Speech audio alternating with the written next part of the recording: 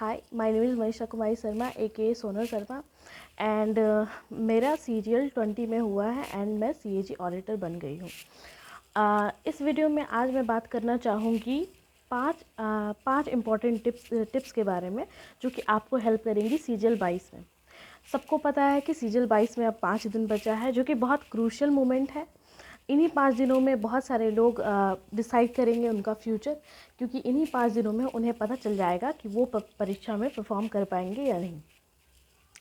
इसलिए 5 दिन को अच्छे से यूटिलाइज़ करना बहुत इम्पॉर्टेंट है, क्योंकि आपको पता है एग्ज़ाम से पहले जो इंसान का कंपोजर होता जो भी माइंड में चल रहा होता है ना, इंसान वैसा ही जाके एग्ज़ाम में परफॉर्म करता है। इसलिए मैं इस वीडियो में आपके साथ 5 ट्रिक्स शेयर करूँगी। ट्रिक नहीं है ये, बस जनरल कॉमन सेंस है जो भी एग्ज़ाम क्रैक करते हैं उन्हें पता होता है। एंड मैंने भी जब तैयारी करना स्टार्ट किया था मुझे भी नहीं पता था, बट मुझे भी लोगों ने हेल्प किया। मैंने खुद भी कुछ बहुत सारा चीज़ सीखा एंड मुझे पता चला कि ये 5 चीज़ एग्ज़ाम से पहले करना बहुत इम्पॉर्टेंट है। और मैं इस वीडियो में आपको जो शेयर करूँगी, अगर जो आप उसको फॉलो करते हैं तो आपको श्योरली एग्ज़ाम में बहुत फ़ायदा होगा। फर्स्ट चीज़ मैं शेयर करूँगी कि आप पहले अपने कैलकुलेशन को बूस्ट करो। कैलकुलेशन को बूस्ट करने के लिए आपको पहला चीज़ करना चाहिए कि पहला आप 3 चीज़ बहुत इंपॉर्टेंट है, ठीक है। टेबल इंपॉर्टेंट है, स्क्वायर इंपॉर्टेंट है एंड क्यूब इंपॉर्टेंट है। तो टेबल को आप 1 से 30 तक करो एंड स्क्वायर को 50 तक करो एंड क्यूब्स को 30 तक करना है। ये चीज़ मस्ट है। और मैं ऐसा क्यों बोल रही हूँ, क्योंकि अगर जो आप एग्ज़ाम में जाते हो तो पहला तो क्या टाइम लगता है। आप जितना भी स्क्वायर कर रहे हो, क्यूब कर रहे हो, जो भी कर रहे हो, उसमें आपको टाइम लगेगा कैलकुलेट करने में, क्योंकि आपको मैनुअली गुना करना पड़ेगा सब कुछ।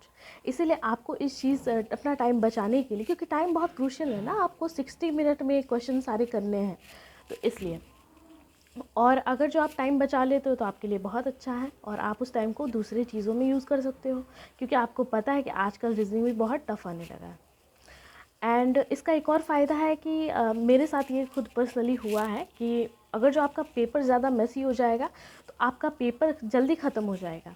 और जल्दी ख़त्म होने के बाद अगर जो आप एग्ज़ामिनर से मांगते हो, वहाँ जो भी लोग होते हैं, स्टाफ होते हैं, उनसे अगर जो आप मांगोगे तो वो लोग नहीं देना प्रेफर करते हैं। उन लोगों को लगता है कौन मांग रहा है, कौन वो लोग अटेंशन ही नहीं देते हैं, वो देना ही नहीं चाहते हैं। तो ऐसे चीज़ों से बचने के लिए आपको थोड़ा इस चीज़ पे ध्यान देना होगा। एंड टेबल और स्क्वायर और क्यूब, ये तीनों चीज़ आप करके जाते हो तो आपके कैलकुलेशन में बहुत ज़्यादा इम्प्रूवमेंट होगा, गारंटीड। एंड देन आपको दूसरी चीज़ करनी है। फर्स्ट मैंने बता दिया वो 3 चीज़ों को याद करना है। सेकंड चीज़ मैं बताऊंगी कि आप कैलकुलेशन कैसे सीखें। अगर जो आपका कैलकुलेशन बेटर है, आप अगर जो 10 मिनट में अच्छे कैलकुलेशन कर पा रहे हो, तो आपको इससे बहुत फ़ायदा होगा। और कैलकुलेशन बूस्ट करने के लिए पहले तो 3 चीज़ वो करना था। एंड दूसरा क्या है कि आप नंबर्स के साथ खेलो।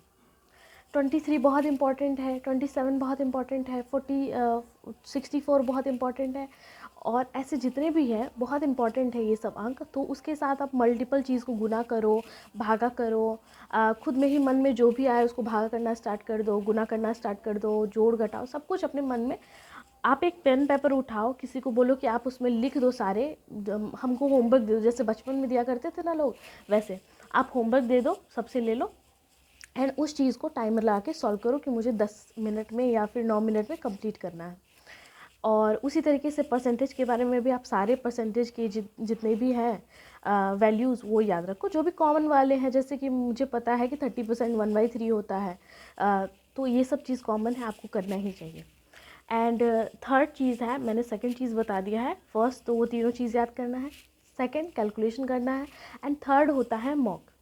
अगर जो आप एग्ज़ाम में बेटर परफॉर्म करना चाहते हो तो सबसे ज़्यादा इम्पॉर्टेंट है आप मॉक लगाओ।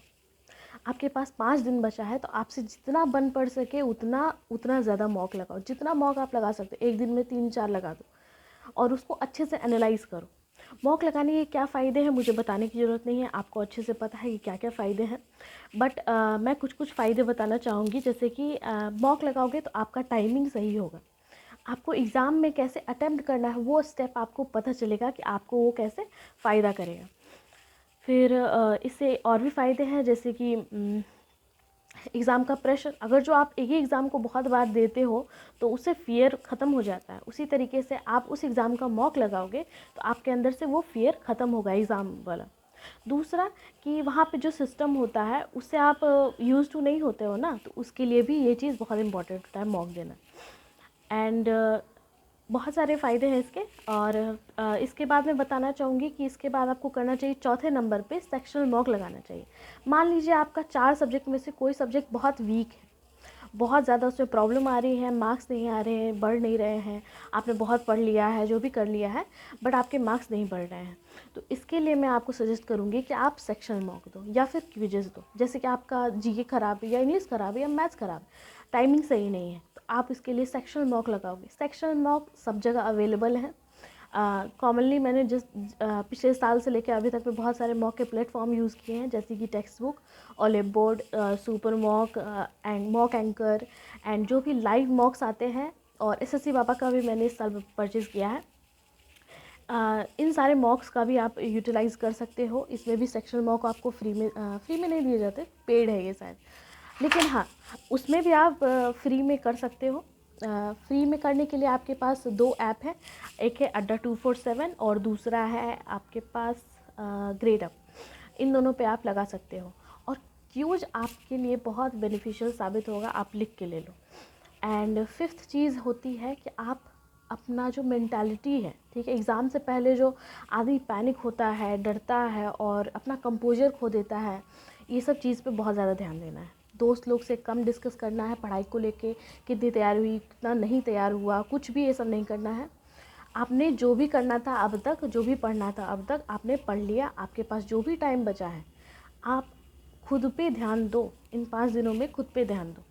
अगर जो आप अपने दोस्त से बात करोगे तो उसका अगर जो मार्क्स आपसे कम भी आ रहा है, ठीक है, कम भी आ रहा है, ज़्यादा आ रहा है, तब तो प्रॉब्लम है, ये दोस्त जल ऐसा कुछ लगेगा कि हाँ भाई कम आ रहा है मेरा। लेकिन अगर जो उससे ज़्यादा भी आपका आ रहा है, तो ये भी आपके लिए बुरा होगा, क्योंकि आपके अंदर ओवर कॉन्फिडेंस पैदा होगा। और अगर जो आपके अंदर ये सब चीज़ आएंगी, मन में डाउट्स आएगा, तो आपका एग्ज़ाम पक्का ख़राब होगा। तो इन सब चीज़ से बचिए। और ये भी कहूँगी कि आपका एग्ज़ाम स्टार्ट होने वाला है, एंड उस टाइम आपको पैनिक अटैक आ रहा है, ऐसा लग रहा है कि I can not perform well, तो उस टाइम आपको क्या करना है कि अपना हाथ फैला के आपको लंबा लंबा 5 बार सांस लेना है। ऐसा करने से आप शांत फील करोगे। एंड मन में एक चीज़ रखना है कि हमको बस परफॉर्म करना है, हम जो भी करना था कर लिए, जो भी होना है हो जाएगा, लेकिन हमको आज परफॉर्म करना है, ये चीज़ मन में रखना है। ऐसा मेंटालिटी आप रखो कि हम अपने आप से कुछ ज़्यादा एक्सपेक्ट नहीं करें। जो भी एग्ज़ाम में आप जा रहे हैं, खुद से कुछ ज़्यादा एक्सपेक्ट मत करो, क्योंकि एग्ज़ाम होते हैं, लक बहुत इंपॉर्टेंट चीज़ है, बहुत बहुत इंपॉर्टेंट फैक्टर है। और कभी एग्ज़ाम ख़राब भी चला जाता है ऐसे में, तो इंसान कुछ नहीं कर सकता ना, क्योंकि पेपर आपका टफ़ आ गया तो आप क्या करोगे। नॉर्मलाइजेशन है, बट वो भी उतना फ़ायदा नहीं करता है। बहुत सारे लोगों को लगता है कि उनका पेपर टफ़ है, लेकिन फ़ायदा नहीं करता है वो, क्योंकि नॉर्मलाइजेशन तो एसएससी करती है ना, उनको नहीं पता। अब जो भी है, लेकिन आपको इन 5 चीज़ों पे ध्यान देना है। पहला कैलकुलेशन, दूसरा तीनों चीज़ याद करना है, table, square and cubes, and तीसरा हो गया मॉक हो गया, चौथा हो गया सेक्शनल क्विज़ेस हो गया, और पांचवा हो गया कि अपने ऊपर ध्यान देना है, सेल्फ हीलिंग, सेल्फ डाउट, सब कुछ क्लियर करना है। एंड पैनिक अटैक जब भी आए, ऐसा आपको लगे कि नहीं होगा मेरे से, नहीं होगा मेरे से, बोलो आपसे नहीं होगा तो किससे होगा, क्योंकि आपने इसके लिए पढ़ा है। और आप ये नहीं करोगे तो उसके अलावा क्या करोगे, आपको यही करना ही है, आपको यही करना है। सो इस वीडियो को अच्छे से देखिए और समझिए, और मेरी बातों को अच्छे से अच्छे पॉजिटिवली लीजिए। मैं किसी को वो नहीं कर रही हूँ कि मुझे बहुत कुछ आता है, बट मैं जो भी अपने एग्ज़ाम के प्रोसेस जब मैं एग्ज़ाम दे रही थी और वो सब कर रही थी, तो मेरे साथ जो भी हुआ उसके बाद मैंने ये सब सीखा और मैं आपके साथ शेयर कर रही हूँ। मुझे नहीं पता आपको ये वीडियो कैसा लगेगा, लेकिन अगर जो आपको अच्छा लगता है तो प्लीज़ वीडियो को लाइक कीजिएगा, और अगर जो आपको बहुत अच्छा लगा है तो प्लीज़ सब्सक्राइब कीजिएगा, मुझे फॉलो कीजिएगा। I need your support, and मैं ऐसा ही वीडियो बनाती रहूँगी। अपने जर्नी के बारे में मेनली मैं बात करूँगी कि कैसे मैं आगे क्या प्लान कर रही हूँ और आगे मैं क्या करूँगी। So thank you.